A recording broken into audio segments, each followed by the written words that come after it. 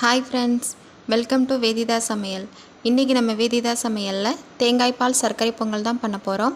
நார்மலாக நம்ம எப்போவும் வீட்டில் செய்கிற பொங்கலை விட இந்த பொங்கலோட டேஸ்ட் வித்தியாசமாக இருக்கும், ரொம்ப சூப்பராகவும் இருக்கும். வாங்க எப்படி பண்ணுறதுன்னு வீடியோவில் போய் பார்க்கலாம்.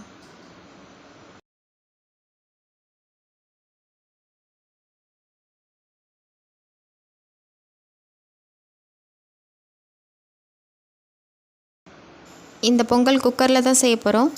ஒரு டம்ளர் பச்சரிசி எடுத்துக்கலாம். அதே டம்ளரில் 1/4 டம்ளர் பாசிப்பருப்பு எடுத்துக்கலாம். இது ரெண்டையும் ஒரு 10 நிமிஷம் ஊற வச்சு எடுத்துக்கலாம். அடுத்து தேங்காய் பால் ரெடி பண்ணிடலாம். அரை மூடி தேங்காயில் 4 ஏலக்காய் சேர்த்து மிக்சியில் போட்டு தேங்காய் பால் எடுத்து வச்சுருக்கேன்.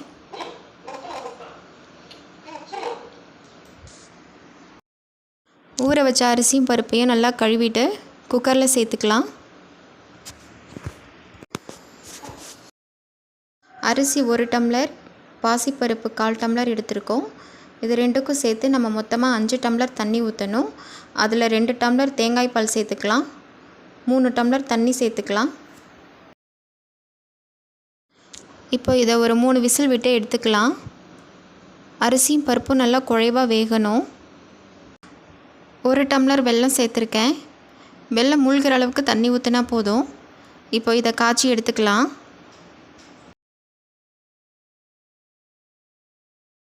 சாதமும் பருப்பும் நல்லா குழைவாக வெந்துடுச்சு. இதை ஒரு மத்து போட்டு நல்லா மசிச்சு எடுத்துக்கலாம். இப்போது இதில் வெல்லத்தை வடிகட்டி சேர்த்துக்கலாம். வெல்லம் சேர்த்துட்டு அடுப்பை நல்லா சிம்மில் வச்சுட்டு கட்டி இல்லாமல் நல்லா கிளறி விடுங்க. கொஞ்சம் கொஞ்சமாக நெய் விட்டு நல்லா கிளறி விடுங்க.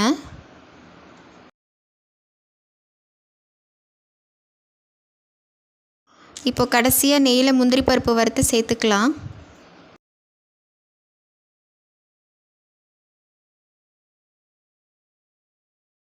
அவ்வளோதான், ரொம்ப சுவையான தேங்காய் பால் சர்க்கரை பொங்கல் ரெடி ஆயிடுச்சு. கண்டிப்பாக நீங்களும் இதை வீட்டில் செஞ்சு பாருங்கள்.